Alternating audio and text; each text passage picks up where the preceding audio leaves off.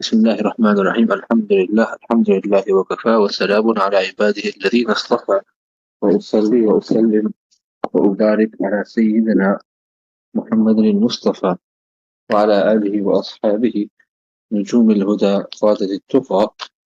أما بعد، قال الإمام البخاري رحمه الله تعالى ورضي عنه ونفعنا بعلومه وحشرنا في زمرته يوم القيامة. باب العفو عن الخادم. This chapter is in regards to pardoning one's servant. Imam Bukhari rahmatullahi has mentioned several chapters here in relation to how one should be with his servant. Many of these ahadith refer to slaves, and even though we don't have slaves now, there are many lessons we can learn in relation to how to deal with other people, in particular people who may appear to be our subject within our control, within our authority. For example, employees, etc. So Imam Bukhari rahmatullahi alayhi says, عن أبي أمامة رضي الله تعالى عنه قال أخبر النبي صلى الله عليه وسلم معه غلامان فوهب أحدهما لعلي وقال لا تضربه فإني نهيت عن ضرب أهل الصلاة وإني رأيته يصلي منذ أخبرنا.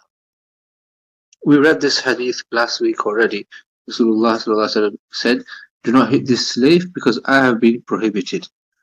So when it says I have been prohibited, who would prohibit Rasulullah sallallahu alaihi wasallam? Of course it means by Allah subhanahu wa ta'ala. Allah has prohibited hitting of people of Salah. So I was listening to a dars of an Arab scholar, Shaykh al-Badr, and he mentions a nice point here. He says some ulama have written that if Allah is prohibiting us to punish somebody who performs Salah, then we can be hopeful that if a person performs Salah in dunya, Allah will not punish him. Because if Allah doesn't allow others to punish a certain person, why would Allah punish that person himself? So, there's a beautiful look at a point there that being punctual on Salah will save a person from Allah's punishment on the day of Qiyamah. And وَأَعْطَى أَبَا ذَرٍ غُلَامًا وقال استوصي به معروفا فأعتقه قال ما فعل قال أمرتني أن أستوصي به خيرا فأعتقته. Over here as well as a lesson in how the Sahaba would hasten to obey Rasulullah sallallahu alayhi wa sallam. They would try so hard to fulfill the command of Rasulullah sallallahu alayhi wa sallam immediately and in the best way. Rasulullah sallallahu alayhi wa sallam only said, treat him well. So he didn't have to free him, but he thought that the best way to act upon this instruction of Rasulullah sallallahu alaihi wasallam is by freeing him, and he did that immediately. So we see many examples in the ahadith of how the Sahaba were eager to act upon the instructions of Rasulullah sallallahu alaihi wasallam immediately and as best as they could. The next hadith, we also read this last week, of Anas radiallahu anhu's stepfather sent him in the khidmat of Rasulullah sallallahu alaihi wasallam, and he says that Rasulullah sallallahu alaihi wasallam would never question me for something I did or didn't do. Why did you do this? Why did you not do that? He never hit me. He never harmed me. He was never harsh towards me.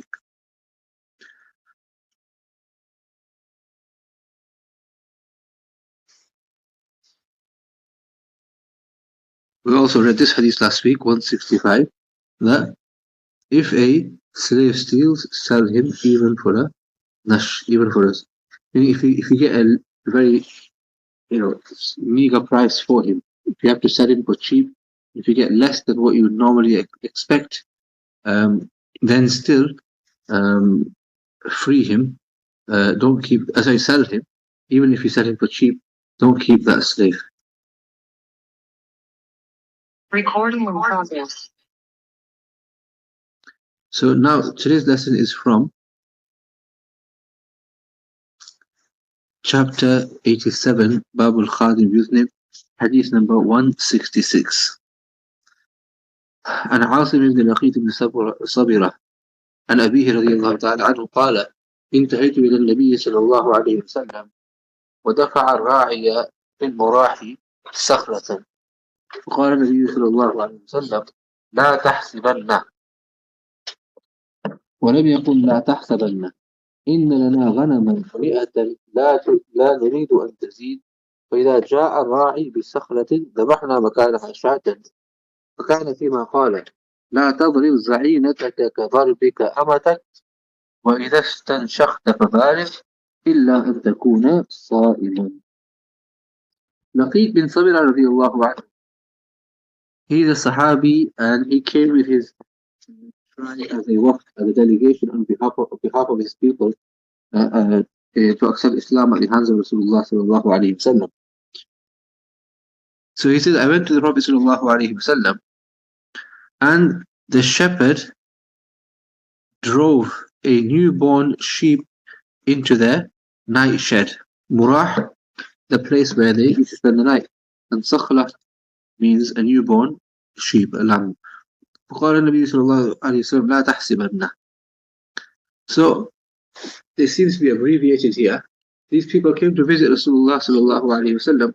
So Rasulullah sallallahu alaihi wasallam told one of the khadims to slaughter a goat or a sheep and feed it to them.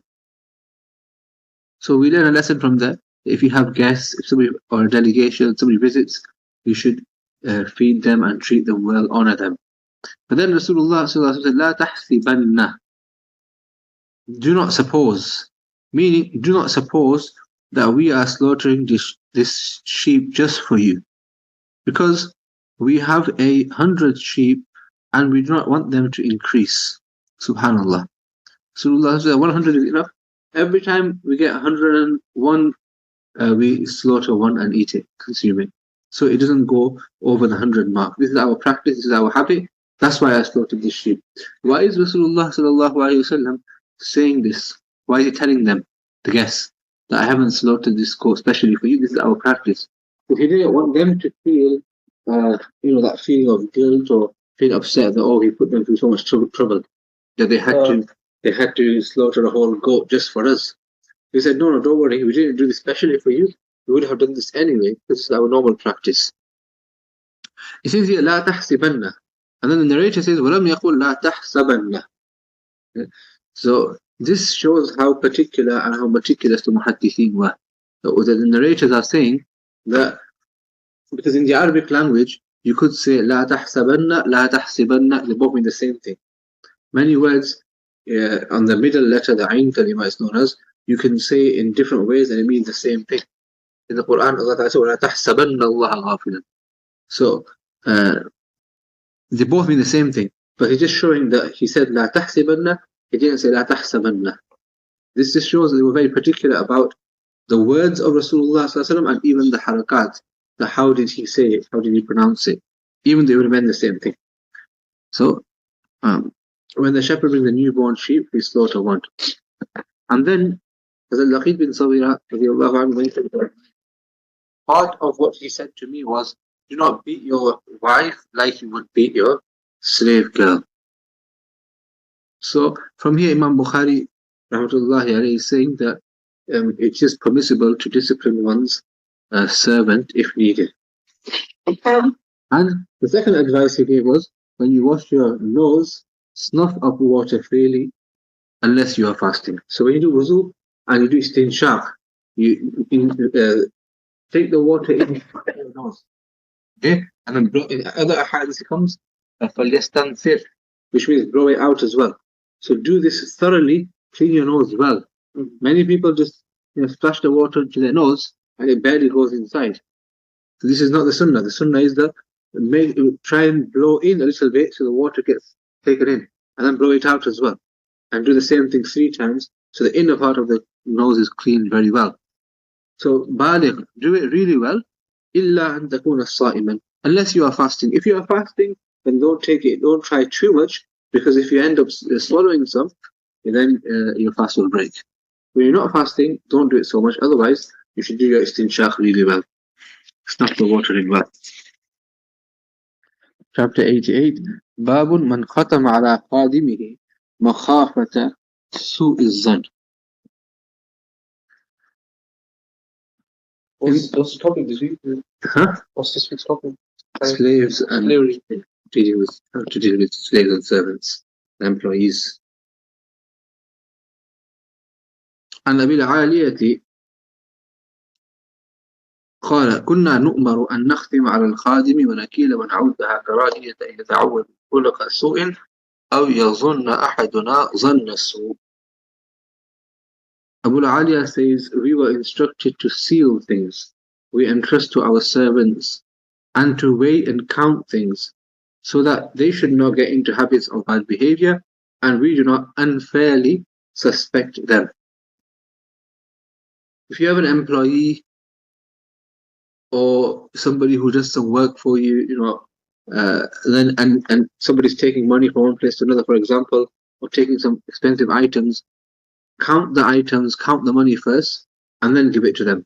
Or seal it. If you have a bag, close it properly, tie it, seal it, tape it up. Right? It's sealed. And there's two benefits to this.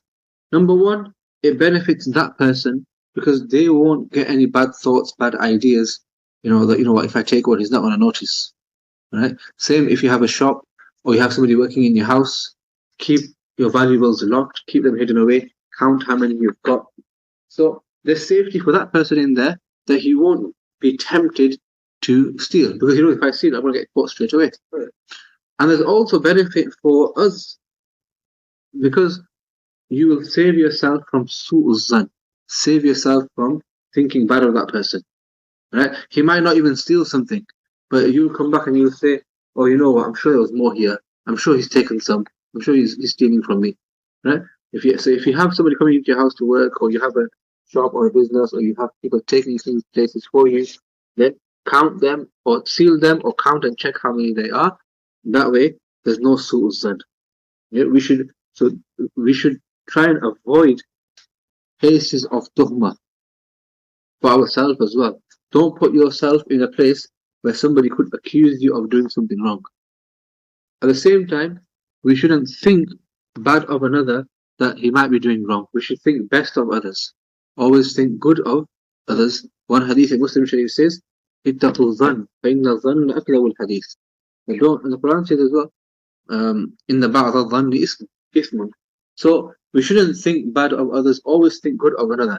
That's why the ulama say, even if you see someone doing bad, or apparently doing something bad, you should think that maybe there's some ta'wil behind it, maybe they have some good reason for doing that, maybe they were forced into doing it, maybe they didn't do that, they did something else. But try and think good of others, don't think bad of others. Or maybe if you know somebody did a sin, you don't know, they may have done tawbah, or they may have had some reason to do it, they were forced to do it, they had to do it, they didn't have a choice. So always try and think good of others, don't think bad. And by try and adopt such means which will save you from thinking bad of others. Because in the shaitan influences your thoughts and he gives you a sawis and makes you think bad of others. So avoid that position in the first place. And one of the ways to do that is what? Before you give someone something, count it, check it, then you won't have that su'ul san. باب من عد على خادمه مخافة الظن. عن سلمان رضي الله عنه قال إني لأعد العراق على خادمي مخافة الظن. Salman al-Farsi رضي الله عنه says that I count the pieces of bone, meaning if there's meat from the butchers, I'll count how many bones there are, how much meat there is.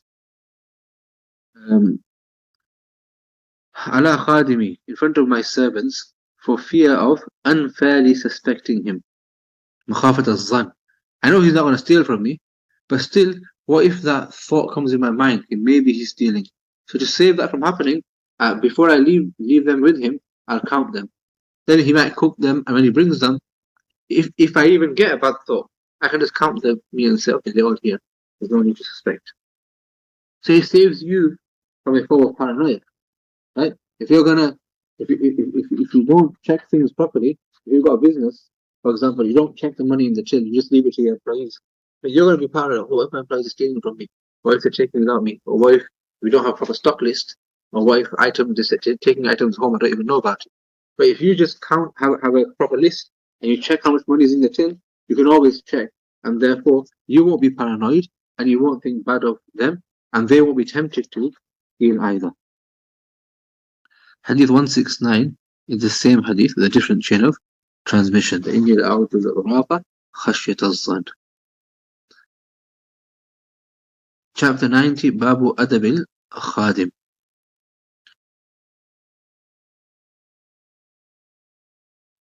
قال سمعت يزيد بن عبد الله بن قسيط قال أرسل عبد الله بن عمر رضي الله عنه غلاما له بذهب أو بورق أو قال بورق فصرفه فأنظر بالصرف فرجع إليه فجلده جلدا وجيعا وقال اذهب فخذ الذي لي فلا تصرفه. In many ahadith there are instructions on not hurting one's slaves, but sometimes you may need to discipline the slave. Like an example here, Abdullah ibn Umar radiallahu anhuma sent a slave of his with some gold or silver. The slave changed it, deferring the exchange. Right? For example, he gave the gold. He gave gold and said, "I'll take the silver later," or he gave silver and he said, "I'll take the gold later." So now this is haram. This is riba. Right? In currencies, in gold and silver, the ruling is you're not allowed to exchange them. You're not allowed to exchange gold and silver on credit. It has to be immediate, hand by hand. The hadith says, الذهب بالذهب والفضة والفضة إلى قوله يدا بيد مثلا بمثل. So you can't exchange, you're not allowed to exchange gold for silver or gold for gold, silver for silver, except immediately. So what this slave did was something haram. That he deferred it and gave gold or silver on credit.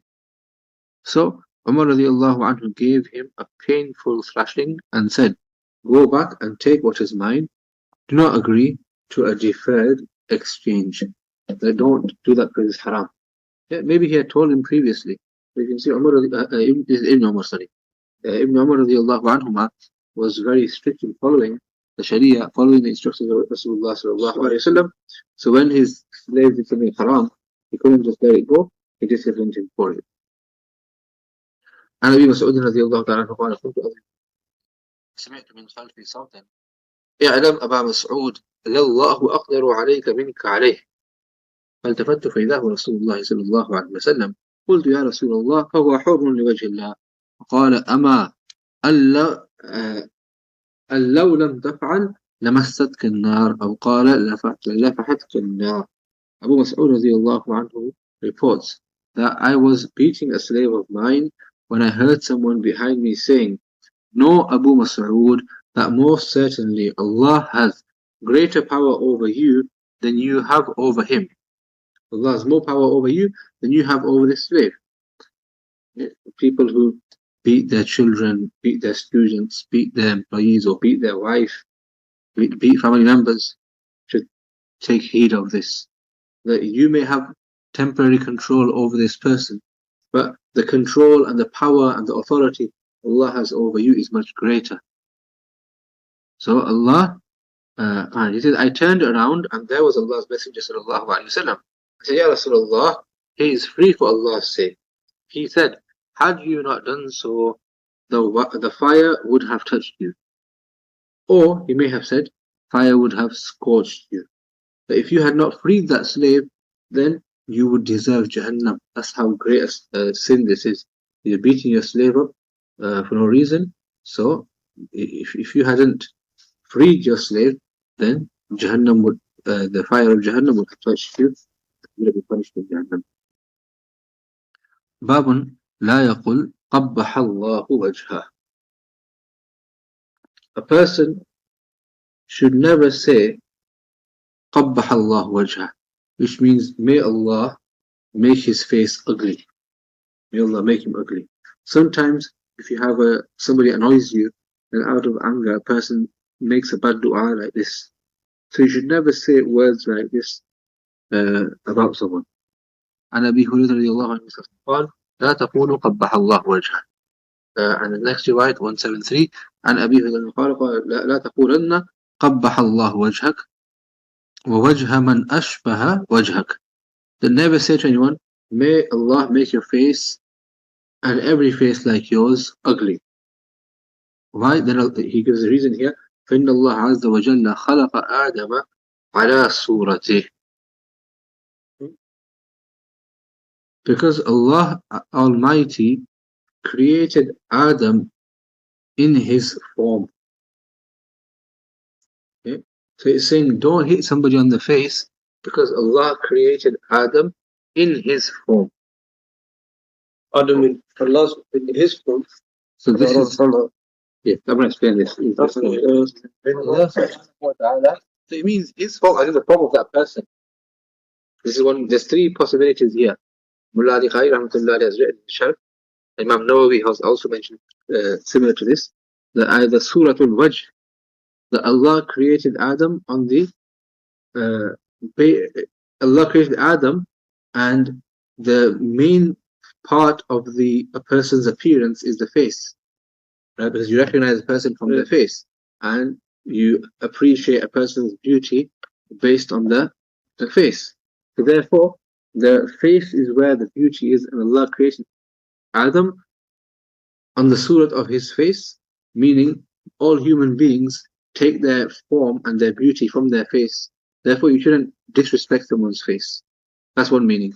Number two is خلق آدم على surati Adam,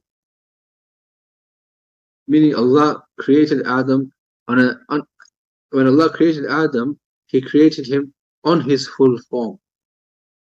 Whereas other humans, you're in the mother's womb and then you grow up as a baby and then you develop and you get your face and that changes. But otherwise, Allah created him on his adult form. That in that case, it has no relevance to the part before it. This is a very weak opinion.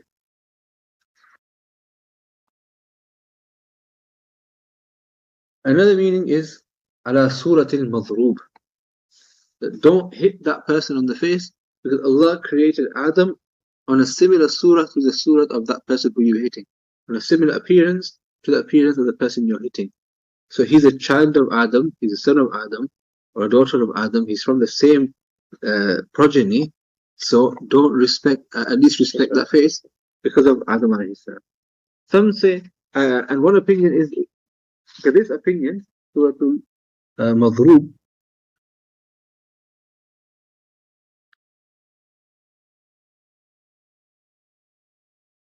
remember 100%. No, I think Imam Nawawi said this is the strongest opinion, but don't quote me. No, Imam Tibi rahmatullah says that Ibn al-Jawzi preferred this opinion. Ibn al-Jawzi was a great muhaddith. He said it means Surah al-Madhrub. Okay? And yeah, one interpretation by many scholars is that it's khalaqa Adam ala suratihi ay suratillah. What does that mean? So all the Ahlul Sunnah wal Jama'ah, we agree that it can't be the literal meaning. That it can't be that a human being was created on the form of Allah subhanahu wa ta'ala. Because Allah ta'ala himself says, لَيْسَ كَمِثْلِهِ شَيْءٍ. Nothing is similar to Allah subhanahu wa ta'ala. So nothing can be like Allah, nothing can be compared to Allah, nothing can be considered similar to Allah subhanahu wa ta'ala. So in that case, Mufti Ahmad Khan will explain in this way कि अल्लाह ताला ने हज़रत आदम अलैहिस्सलाम के अंदर अपनी कुछ सिफात के नमूने रखे हैं. مثلا صفة وجود, صفة علم, صفة سمع, صفة بصر, صفة إرادة. So Allah subhanahu wa ta'ala has put some examples and some indicators of his own sifat in the human being. Allah, for example, the human is a, what do you call it, mazhar, is a manifestation of Allah's existence. Okay? Allah sees, Allah has given the human ability to see. Allah speaks, Allah has given human ability to speak. Allah hears, Allah has given human ability to hear. Of course, our seeing, speaking, hearing is nothing like Allah's speaking or seeing or hearing. But these are certain sifat of Allah, and Allah has given us that ability in a way that He hasn't given to other creation. Other animals can't speak the way we can or understand the way we can. So all of this seeing, speaking, hearing, even thinking is all related to the head and to the face. So the face is a place where sifat of Allah or examples and similarities to sifat of Allah are apparent. Therefore, we should respect the face and we should not hit them. Wallahu a'lam. I'm just translating what Mufti Ahmad Sahib said. गोया अल्लाह ने आदम अलैहिस्सलाम की सूरत बहुत अच्छी बनाई. लक़द खलक़ना al-insana fi ahsani taqwim. That means Allah made Adam alayhi in a very good appearance, a beautiful appearance. And Allah Himself says that we have created insan, human, in the best of forms. दुनिया में जितनी शक्लें अल्लाह ने बनाई, सबसे बेहतरीन शक्ल इंसान को अता फरमाई. From amongst all animals and creation, Allah gave human being the best and most beautiful of appearances. So therefore, that human being deserves to be respected, and especially the face deserves to be respected. It should never be hit. Even if hitting becomes permissible, even in jihad, in battle, Rasulullah has encouraged to avoid hitting the face. Because still a human being, respect the face. Yeah? So, this is a summary of why I managed to read on the hadith. Babun يجتنب الوجه في الضرب. Same message, that never hit in the face. What about boxing? Good question. I asked my Ustad, Mufti Tahir Sahib, what's the ruling of boxing? He said it's not jais. Mufti Tahir Sahib is Saharanpur. Mufti Abu Zahl. I asked because of this hadith. He said it's not jais. So then I asked him, what about watching it? So he said if practicing it is not jais, watching it is not jais either. Oh, I bet you never asked that question now. أبي هريرة رضي الله عنه قال إذا ضرب أحدكم قادمه فليجتنب الوجه. So if you must hit, then avoid the face. عن جابر رضي الله قال مر على النبي صلى الله عليه وسلم بدابة قد وسم يدخن منخاره. قال النبي صلى الله عليه وسلم لعن الله من فعل هذا لا يسمن أحد الوجه ولا يضربه.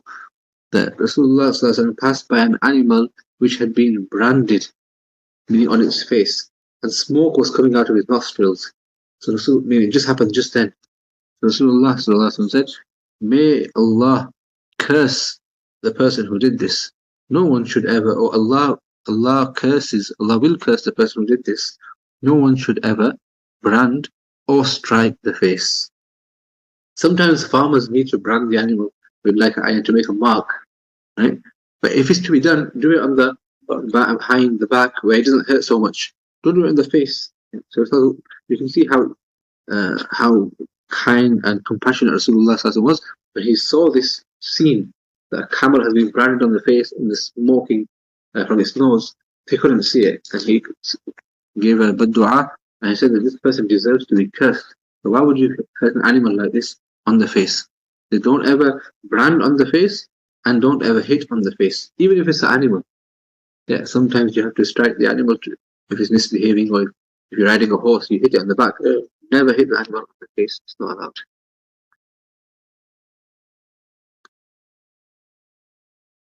باب من لطم عبده فليعتقه من غير إيجاب. So in the hadith it says that if you hit your slave wrongly, then you should free it. Imam Bukhari says من غير إيجاب. It's not wajib, it's not necessary, but it's a mustahab act. كنا بالمزة في دار سويد بن مقرن خرجت جارية فقالت لابن شيئا فلتمها ذلك الرجل فقال سويد فلتمت وجهها لقد رأيتني سابع سبعة وما لنا إلا قادم فلتمها بعضنا فأمر النبي صلى الله عليه وسلم أن يعتقها. The Hilal bin Yasaf says, we were selling linen in the house of Suwaid bin Muqarrin, selling some cloth, when a slave girl came out and said something to one of the men. So the man slapped her. Suwaid bin Muqarrin said to him, have you slapped her on the face? How could you do that? Why do you do that? We were 7 brothers and we had only one servant. Normally people have several servants to do all that. They work in the house, they work outside, they work if they've got orchards and gardens to water the trees. All the work will be done by slaves. But 7 of us were sharing one servant. One of us slapped her, and the Prophet ﷺ commanded him to set her free. But why did you slap her? The punishment is let her go free now, so that you're not questioning the day of Qiyamah. So Imam Bukhari has indicated that this is mustahab, not wajib. عن ابن عمر قال صلى الله عليه وسلم يقول من رتب عبده أو ضربه حدا لم يأتي فكفارته عتقه. The anyone who slaps his slave or beats him up for an offense he has not committed must set him free in compensation. Okay, again you can see here the hadith is saying something. Imam Bukhari in his tarjumah has said min ghayri ijab. It shows that not every hadith has to be taken exactly as on its zahir. Sometimes there are interpretations and ta'wil for a hadith. That's why you need fuqaha and ulama to interpret a hadith for you. Because this hadith apparently means if you hit a slave, you have to pay it. But the ulama all agree. Imam Bukhari is even saying here that min ghayri ijab. It's not ghayri ijab. Some people now are very adamant that every hadith you have to just act upon the zahir. It's just not practical, nor is it possible to do that. The same hadith again, but a slightly longer version. Muawiyah, son of Su'aid al-Muqarrin, says that لَتَمْتُ مَوْلًا لَنَا فَفَرَّ, that I slapped a slave of ours, so he ran away. فَدَعَانِي أَبِي فَقَالَ اقْتَصَّ. Later when he came back, my father called me and said to the slave, take your revenge. Slap him. He slapped you. My son slapped you, so you slap my son to take your revenge. This shows how fair the Sahaba were. Nowadays, if somebody hits our child, we say, yeah, you did a good job. No. Yeah? This is the other way around. He's saying to him, that slap him back, I take a revenge. And then he said this hadith, كنا ولد مقرن سبعة لنا خادم. As children of Muqarrin, there were 7 of us, 7 brothers, who had 1 servant. فلطمها أحدنا, one of us slapped her. فذكر ذلك النبي صلى الله عليه وسلم, mentioned قال مرهم فليعتقوها, let them, they should free her. فقيل النبي صلى الله عليه وسلم لها خادم غيرها. So it was said to Rasulullah sallallahu alaihi wasallam that they only have this one slave. قال فليستخدموها وإذا استغنوا خلوا سبيلها. Okay, let them take service from her, but when they can spare her, when they don't need her, then they should let her go free. So Nabi said, okay, don't free her right away because you need her to work for you, but as soon as you don't need her, you should free her. So some ulama say this is the dalil that it's not wajib to free her because Rasulullah allowed to delay it. قال لي محمد كريم ما اسمك؟ قلت شعبة. قال حدثني أبو شعبة عن سعيد قال المزني ورأى رجل يضرب غلامه قال ما علمت أن السورة محرمة. Do you not know that the face is forbidden, meaning the face is sacred, is respectable? Shouldn't be hitting on there. رأيتني وإني سابع سبعة يقمة على أحد رسول الله صلى الله عليه وسلم إلا خادم فلطمه أحدنا فأمر يسمى النار. Same. This is different wording. كنا عند ابن عمر فدعا بغلام له كان ضربه فكشف عن ظهره فقال أيوجعك؟ قال لا.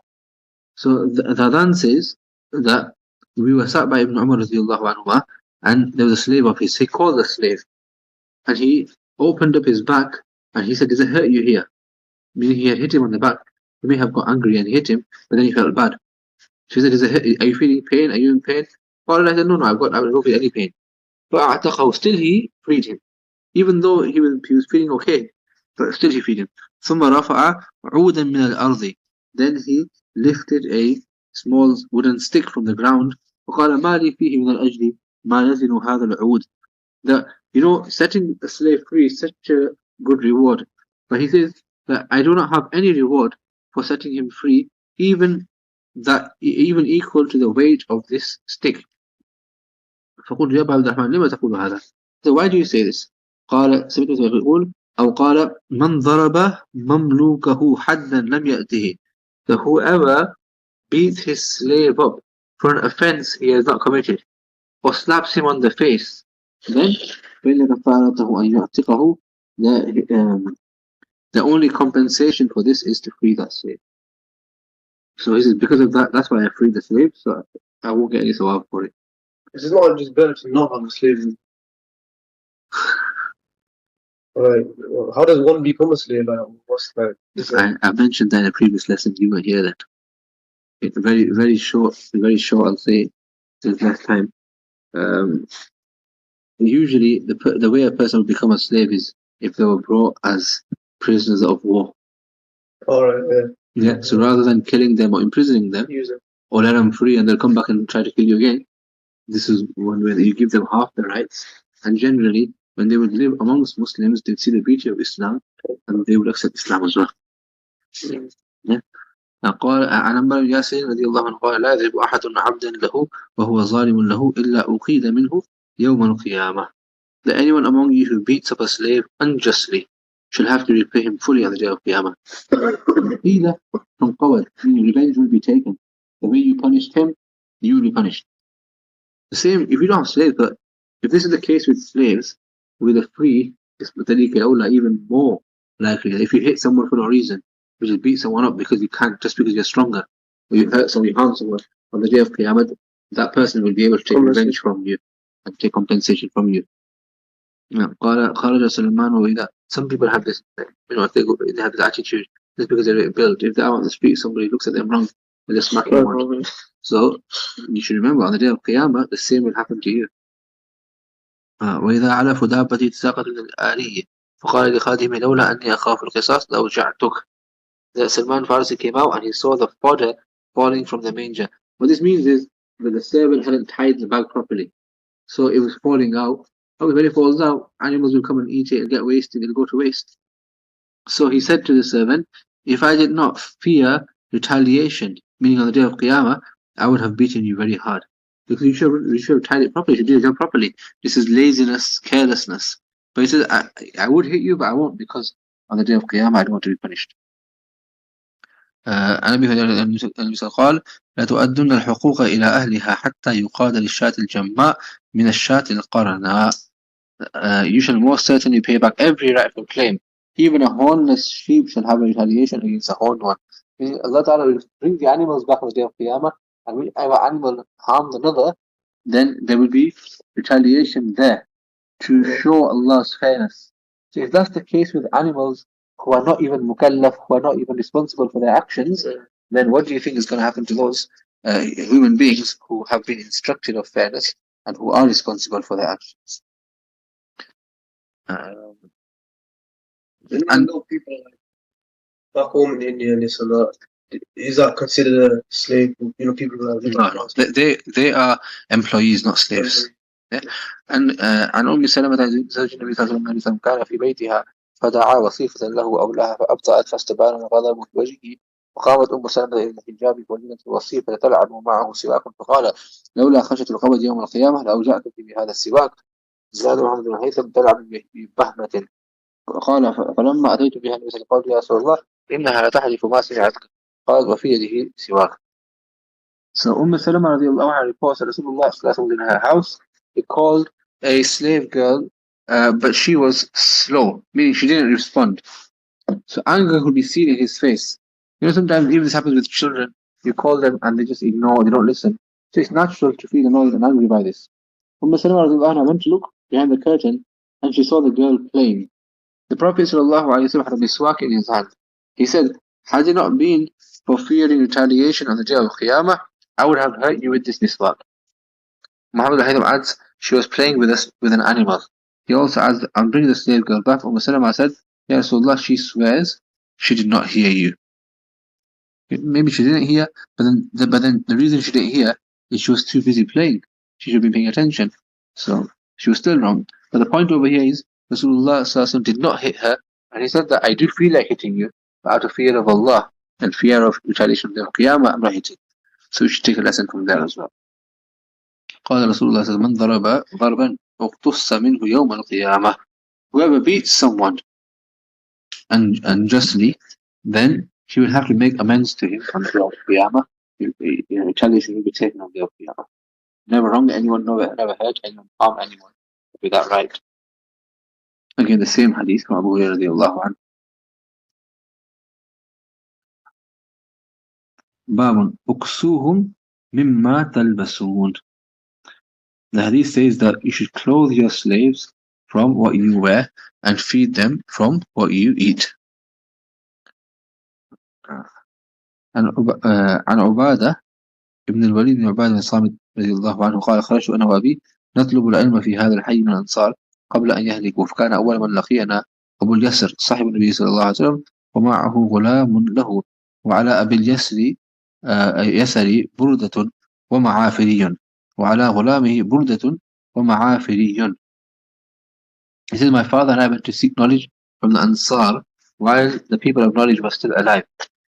SubhanAllah. So this is a Sahabi and his son. They both, after Rasulullah passed away, they said, let's go to the Ansar and let's gather as much knowledge as we can before they also die. So the first Sahabi we met was Abu Yasir, and he was accompanied by a slave.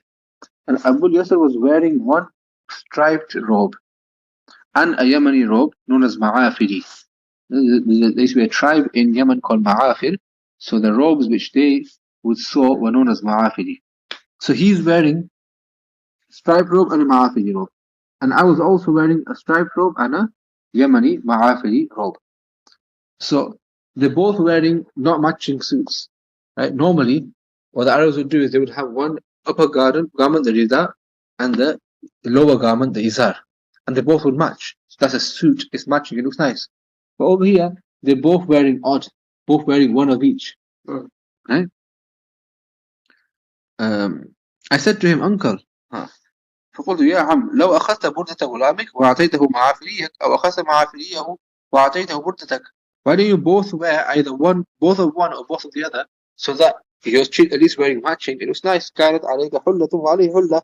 You can have a matching pair, he can have a matching pair. فمسح رأسي, he passed his hand over my head.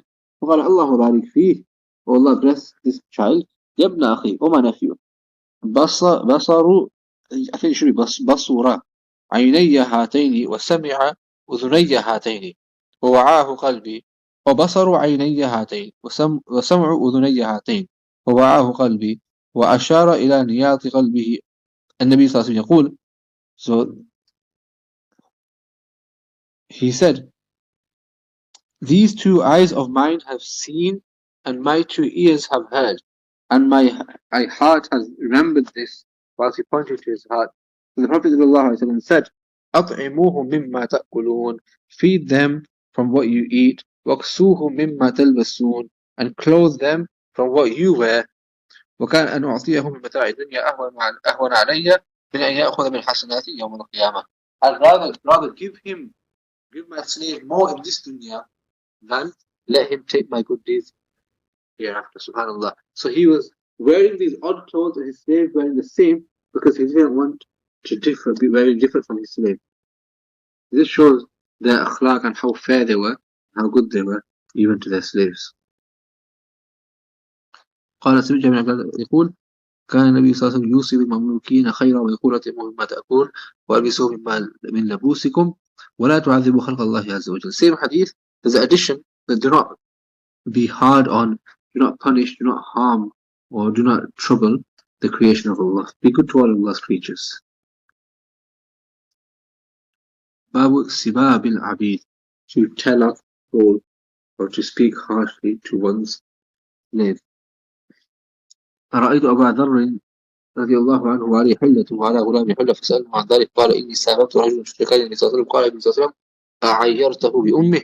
قلت نعم. ثم قال إن إخوانكم خولكم جعلهم الله تحت أيديكم فمن كان أخوه تحت يده فليطعمه مما يأكل وليلبسه مما يلبس ولا تكلفوهم ما يغلبهم فإن كلفتموهم ما يغلبهم فأعينوهم.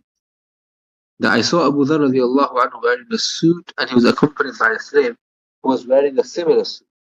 We questioned him about that. We found that strange. The master and the slave were wearing the same kind of clothes. You'd expect the master to have nice clothes and the slave to have some old ripped up clothes. So he said, I once exchanged verbal abuse with someone and he complained to Rasulullah sallallahu alaihi wasallam. He said to me, have you insulted him on account of his mother? I said that I did. Over here it's short, but in another riwayat, another narration, it comes that Abu Dharr radiallahu anhu insulted Hazrat Bilal radiallahu anhu in the narration. He said, Yabna Sauda, that you are the son of a black lady. So over there, Mufti Ahmad Sahib mentions that it's quite possible that he didn't realize that this would be offensive and racist. Sometimes in certain cultures, racism is so normal, you don't even realize it's a bad thing. So at that time, this was like a normal thing. But Rasulullah brought his attention that no, you shouldn't have said that. And he said to him that إِنَّكَ امْرَؤٌ فِيكَ جَاهِلِيَّةٌ. There's still some jahiliyyah and ignorance in you, because racism is ignorance. you were ignorant, you would never have made such a racist comment. So Rasulullah ﷺ pointed that out and told him off for that. And it comes in one narration that Abu Dharr radiallahu anhu then lied down on the ground, placed one cheek on the ground, and he said to Bilal that I won't get up until you place your foot on my cheek. So then, until Bilal radiallahu anhu placed his foot on Abu Dharr's cheek, then he felt, okay, that, I've done justice now, meaning the insult and the hurt that he would have felt has definitely gone now, because he's, just the way that I insulted him, he managed to, he got his sort of, not revenge, but he felt, Abu Dharr himself felt content that, I've made up for what I did. So then he says, Rasulullah said, Inna ikhwanakum awalukum, that your servants are your brothers. Okay? So he's referring to servants as ikhwan here, that don't see them as your servants, your employees, your subjects, see them as your brothers. جَعَلَهُمُ اللَّهُ تَحْتَ أَيْدِيكُمْ, they are your brothers who Allah has placed under your control, your authority. Yeah? فَمَنْ كَانَ أَخُوهُ تَحْتَ يَدِهِ, so if one of you has a brother of his in his authority, فَلْيُطْعِمْهُ مِمَّا يَأْكُلْ, he should feed him how he eats. وَلْيُلْبِسْهُ مِمَّا يَلْبَسْ, let him wear from what he wears. And do not charge them, do not make them work with such which is beyond their ability. If you do, if you give them hard work, then help them, support them in that work. I've heard regarding some of our Muslim brothers, that they have employees and they put so much work on them and they make them work so hard. They pay them for 6 hours, they make them work 8-9 hours, and they give them more work than they can manage without any breaks. I know one Muslim, he owns a petrol pump, and the employees will complain that even in Ramadan, he doesn't let us have a break. We have to work in a full 8-9 hour shifts, 10-hour shifts without any break. He doesn't even pay us anything extra. So, many people say that I'd rather work for a non-Muslim than a Muslim. They give better rights and they respect the staff better than some Muslims do. So this is against the teachings of our Sharia. Look after your employees, let them have breaks, give them easy work. Don't give them more than they can manage. These are all the teachings of our Rasul sallallahu alaihi wasallam, which we have left and forsaken. So all of these apply to your employees, your students, even if you're a teacher, and so on. And رجل من أصحاب النبي صلى الله عليه وسلم قال النبي صلى الله عليه وسلم أرقاؤكم إخوانكم, your slaves are your brothers, فأحسنوا إليهم, so be good to them, استعينوهم على ما غلبكم, subhanallah, help them in something which is too difficult for them, وأعينوهم على ما غلبوا, ask their help with what is too hard for you, and help them with what is too hard for them. If you can't do something, get help of them. And if something is too difficult for them, then you should help them as well. Support them in their work. عن أبي هريرة رضي الله عنه قال أعين العامل من عمله فإن عامل الله عز وجل لا يخدمه يعني الخادم. Abu Hurairah رضي الله عنه said, help the worker in his work. He that works for Allah will not be disappointed. Meaning, if you help for the sake of Allah, then you can, your actions won't go to waste. Allah will certainly reward you for that.